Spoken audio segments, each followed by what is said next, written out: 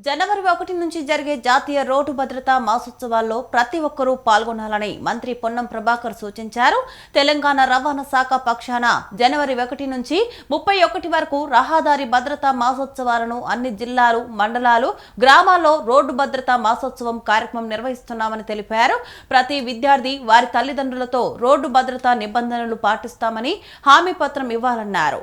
ప్రతి పాఠశాల రోడ్డు భద్రతా క్లబ్ లో చేరాలన్నారు. రవాణా శాఖ సూచనలు పాటించాలని, హెల్మెట్ ధరించాలన్నారు మంత్రి పొన్నం ప్రభాకర్. తెలంగాణ రవాణా శాఖ పక్షాన జాతీయ భద్రతా మాసోత్సవాలను పురస్కరించుకొని జనవరి 1 నుంచి 31 తారీఖు వరకు రహదారి భద్రతా కార్యక్రమాలు జరుగుతున్నాయి. ప్రతి జిల్లా, ప్రతి మండలం, ప్రతి గ్రామంలో. తెలంగాణ రాష్ట్ర ప్రభుత్వం పక్షాన రాష్ట్ర రవాణా మంత్రిగా విజ్ఞప్తి చేస్తా ఉన్నాను. తప్పకుండా ఈ కార్యక్రమాలు 31 రోజుల పాటు జరిగే కార్యక్రమాల లోపల పాల్గొనండి.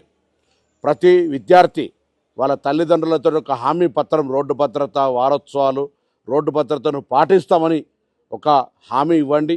అదేవిధంగా ప్రతి పాఠశాల రోడ్డు భద్రతకు సంబంధించినటువంటి ఒక క్లబ్లో జాయిన్ కాండి.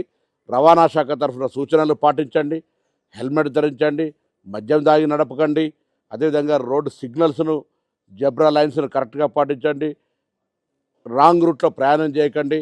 అతివేగం మంచిది కాదు, త్రాగి నడపడం మంచిది కాదనేటువంటి ప్రధాన సూత్రాలతోటి ఒక ప్రాణం విలువను చెప్పే ప్రయత్నం చేస్తూ ఉంది రవాణా శాఖ.